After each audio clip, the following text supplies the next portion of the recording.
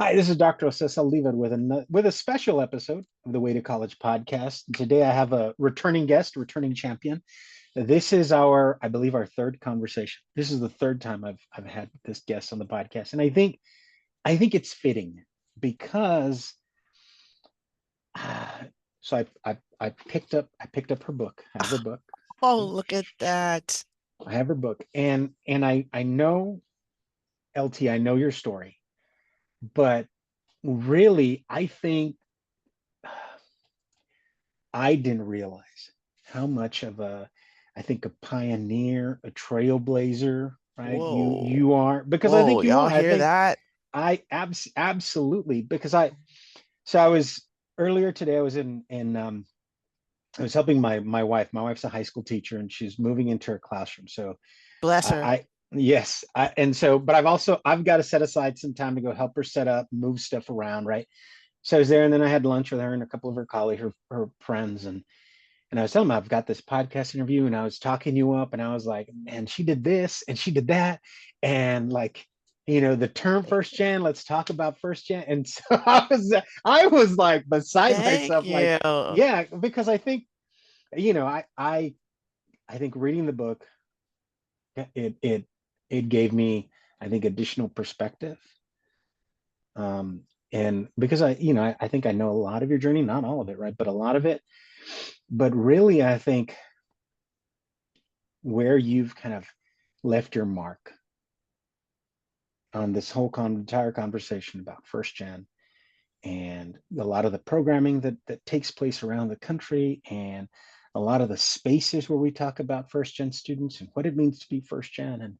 And so thank you for all of that. Thank you for all of that work that you've done.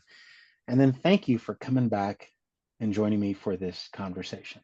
Well, first of all, thank you for having me back. I'm gonna have to send you a percentage of like the profits, I'll say very, very loosely. I'm so excited to be back and to just continue our conversation. You and I have just been having conversations over the past couple, like 2 years or so, and it's just really fun to hang out with you. So thank you for having me back. Oh, thank you. LT, you've got the book. You've been out talking about the book. I've been following all of the work that you've been doing, the conversations that you've had. But you reached out to me, and this is how we've having this conversation again because you wanted to create a podcast. You were going to launch a podcast, and so tell us. I've started listening to the first episode, so I'm almost done with it. 5-10 minutes left in it. But tell us about why a podcast. What was it that led to, okay, I want to do a podcast about my book? Okay, you're setting me up because, as you know from listening to the podcast, I did not want to create a podcast. Just like I had no plans to write a book, right? There you go. But one of my best friends, Samantha Pinto, who actually is a faculty member at UT Austin, um, was actually pretty insistent that it wasn't like, oh, let's do a podcast. The point really was let's have deeper conversations about some of the themes in the book because Yeah. the book it's a narrative, right? It's a memoir, Smart Girl is. It's not a series of essays. I'm telling my story primarily from the perspective by which I was experiencing things at that time, right? So as a young person, as a young scholar and all that. Um, so Sam and I thought it would be a really great idea to just go deeper into some of the Hmm. major ideas that come up in the book. The first episode is just she and I talking, we're setting things up, but just so people know that the bulk of the conversations actually will include other guests, many of whom are mentioned in the book. And then maybe one or two who are not. Yeah. Okay. And Yeah. and so well, thank you for kind of setting it up for us, giving us that context, right? But I understand where your friend, where Sam is coming from, because you sent me that chapter, that advanced chapter. I read that chapter, Oh and my like I said, I gosh, that think, was so long ago, it feels like, but it but wasn't. it wasn't. But I Mhm. I think when we spoke, I talked about how layered it was, right? That there's this Yeah. richness to it, right?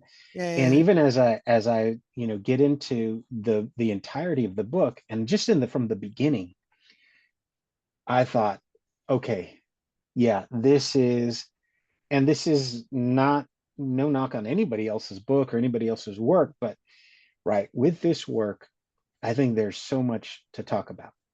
There's so much, Thanks. and I imagine as you go out and you've had book talks with folks, I imagine there are a lot of these extended conversations that happen after the talk, right? Absolutely. And some unexpected, like unexpected fans, Jose, including middle schoolers. That I was not expecting.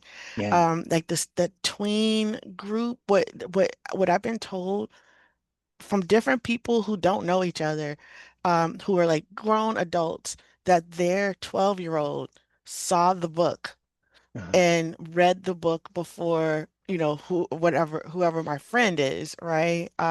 So I think that um there's something for different generations there. Yeah. Like for those who aren't in college yet, like, oh, what's this about, right? Yeah. Oh, she still likes sports and comics and all that type of thing and music, along with, people who, professionals and on and on and on. So I wasn't expecting that, but that's really cool. Like, okay, Well, I think because there's so much to pull from, and there's so yeah. much there's so many pieces, experiences, moments, where I think, like, I don't care where you're coming from, Hmm. you can relate. Like, Yeah. and just like you just shared, right? Middle school kids, there maybe there's that a story that resonates with them, or a feeling that, oh, man, I felt that. I feel like I've been in that situation. I could speak to that Hmm. situation. Hmm. And so, I'm excited, one, to continue listening to the podcast, one, to really get into the book. Uh, and so, one, congratulations. Thank you for creating, one, for sharing your story, but also just for telling it in such an honest way, such a, providing us with so much richness. Hmm. Um, because I think these topics, these conversations merit this, especially today, Yes, especially today. right? Yeah, as you like, every time I open up my phone, I get some depressing piece of news coming from the federal government, which largely is about shutting down certain communities' voices and experiences or what have you.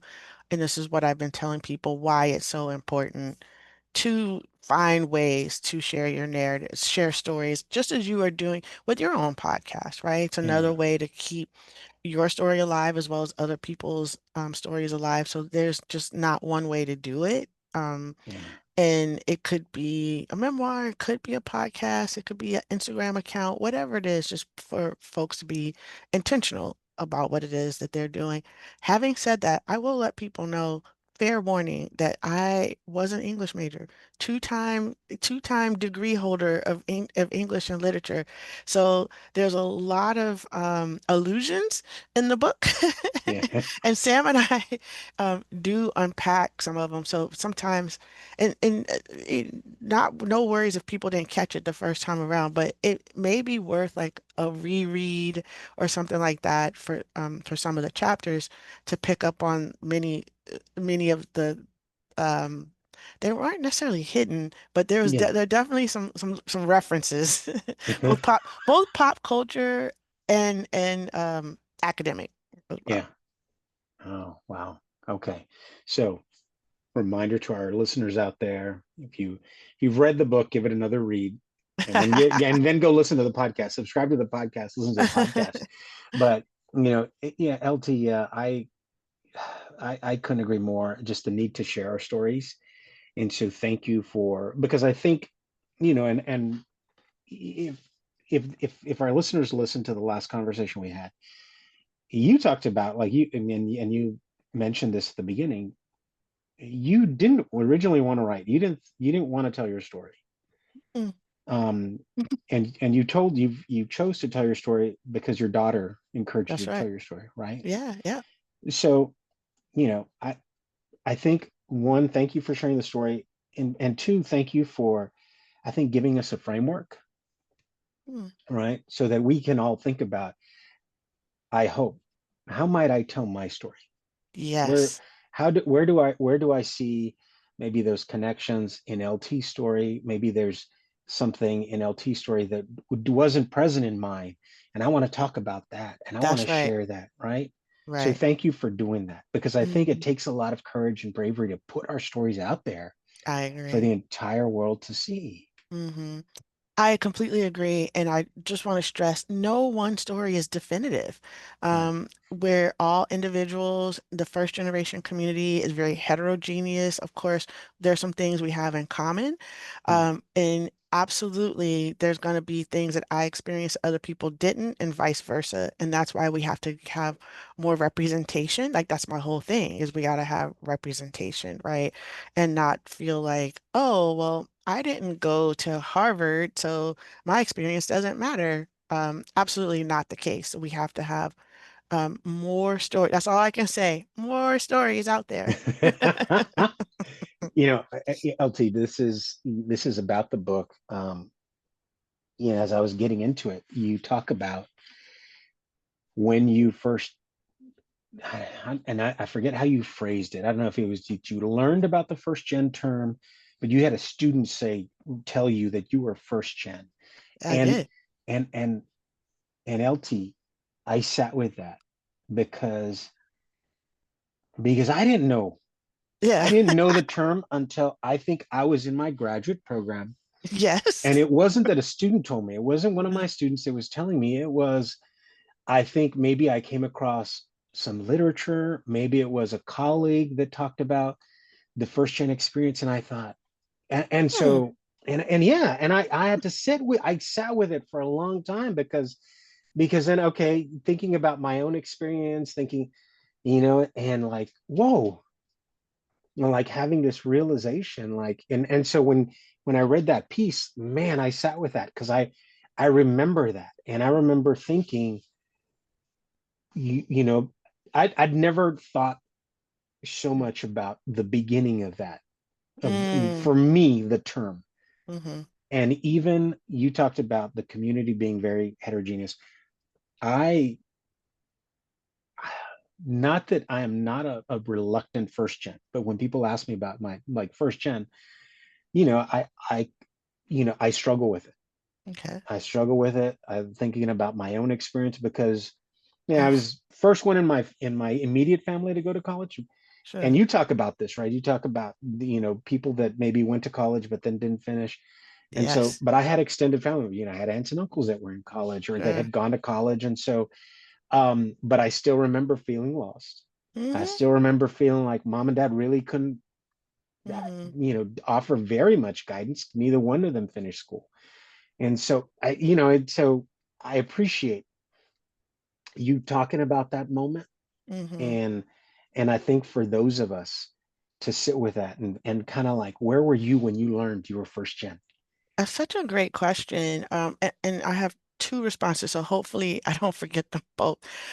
Going back to that first generation definition, I think in some ways we may be getting away from why it matters.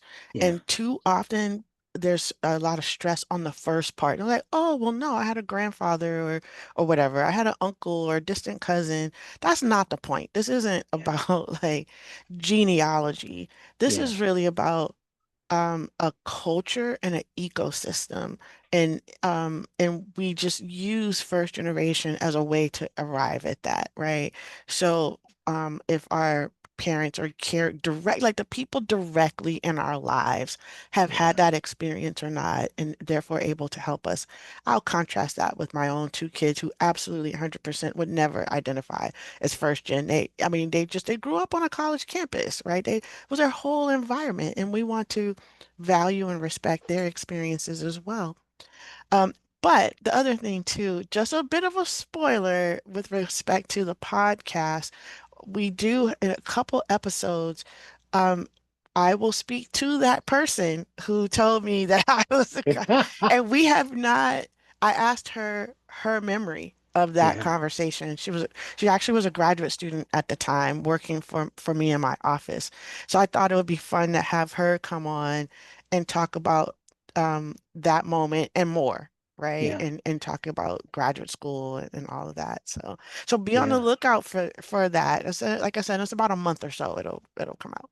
Okay. Well, I'm excited because That'll I be want to fun. hear about that. Yeah, that sounds fun. And like I said, I think for others, I'm sure for others, they'll think about that moment when they realize they're first gen or somebody told them, or maybe they learned of, right, that definition, that term. And how, I know I'm not the only one that Mhm. sort of was wrestling with it. And I appreciate you talking about the definition, and that it's not about, right, this genealogy. And so thank you so much. Thank you for that. LT, what else do you think readers or listeners can expect from the podcast? From the podcast. Wow, man, when I say we go deep, we do go deep. Each week is a different theme for Yeah. sure. The next one's coming out in about a week, actually. So look forward to some reunions, I should say. Like I said, a few folks that are mentioned in the book, and then some people who are influential for me or am still important to me. And I wanted to have them on to hear their perspective, to talk about their own first generation experiences. If I'm not mistaken, I believe so far, almost everyone who's on the podcast also identifies as first generation. I'm waiting to hear from one more person who is not, but also important to me. And so I think for like, I'll put it out there for the nerds who just like, I just want to swim in these ideas of being Yeah. first gen and talk about these musical references, these literary references. It's so fun. Like I mentioned, there just may be some things people just didn't pick up on, right? And I like those types of narratives as well that have multiple meanings and things like Mhm. that. And so Sam, my co-host, and I are basically taking you in the car and we're pointing out the signs. Like, oh, did you catch that? Did you see that over there? That's what we're doing in this podcast. Oh, well, I'm looking forward to it. So Thank far, you I'm so I'm I'm much. loving what I'm hearing. Good. And like I said, for me, I don't know. So I've been reflecting with a friend and colleague. She's been a guest on the podcast, but we've talked about these extended conversations, Mm-hmm. and about, because even with my podcast, whenever I share folks stories, I rarely, if ever, give people sort of my take on, reflect on the conversation that I just had, because I rarely, I leave all of these conversations. I'm going to leave this conversation with you today with, I Mm-hmm. think, more questions and just more reflection about my own experiences, and about, okay, I need to finish that book that I've been telling, that I told LT I was going to work on the last conversation, right? And and so I appreciate you taking the time to give us that, to give us those extended conversations, Mm-hmm. because I know we all have those questions. We all have, as we get into the book, as we listen to the stories, we've got more questions, Right. more things that we want to talk about or hear about. And I think it helps us, I think, to reflect about on our own journeys, and thinking about, again, how do we tell our stories, and where do our stories fit, I think, in this grand narrative, because I think there's this grand narrative, right? Agreed. And so thank you for doing this for us. Sure. And if people have other questions, they can contact me on my website, again, LaTonyaReaseMiles.com or smartgirlbook.com or the website for the podcast itself. In either way, if you have just something you want to share or another question, happy to answer. Oh, I love it, and I appreciate you making yourself so available to us, your fans and your followers. Oh my gosh. Friends. I think the word you meant to say was friends. Friends, all right, friends. Yes, yes. So LT, Awesome. I wanted to also be respectful of your time, because I know you're busy. I wanted to use this time to talk about your podcast. So, but I also, with all of my conversations, I always ask my guests to leave us with something. give us something to Okay. think about, something to sit with. Oof. It is so this will probably air very soon, if not within the next week, within the next 2 weeks, absolutely. Okay. And so what I would love to hear from you, what advice would you give to it's college application season, Oh right? gosh. And if you spent any time, even on our that first gen group on Facebook, right? I've seen some of the questions about Yeah. college applications and whatnot. What piece of advice would you give this the rising high school senior that's looking at their college applications, thinking about next steps? So first of all, folks, Jose did not send me this question in advance. I just want you all to know. So this is really going to be coming off the top of the dome. Wow. It's been such a minute since I've been in that space, in that headspace. I was just literally I was just wait right before this conversation was looking at a link about college or what was it? College or workforce or something like that, or college or trade. And I thought, how silly to frame it in terms of or, right? Yeah, I think I think especially right now, where a lot of folks are honestly in distress in some ways. But to perpetuate these narratives that of binary narratives that you have to choose one thing or the other, I would just remind students, and not just students, but other folks, that there are many ways to achieve a goal, not one goal, a goal, yeah, right? yeah. And there's no harm in having, in fact, I encourage people to have options and not overly focus on one type of post-secondary success, Hmm. one type of institution, even, um, and to really listen to, like, get the best information you have, but really stay true to yourself, right? And Yeah, don't compare yourself to other people.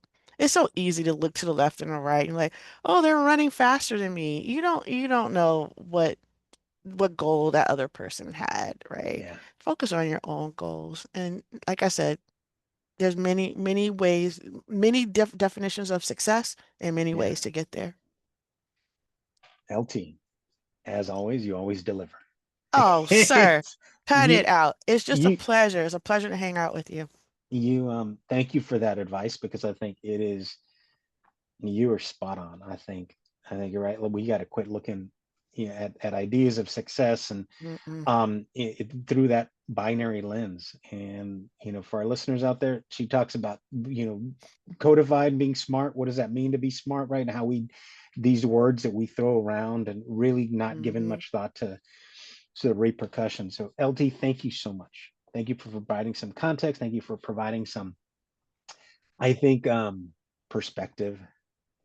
And so I look forward to future conversations. I look forward to the podcast and everything else that you do, because you are creating magic.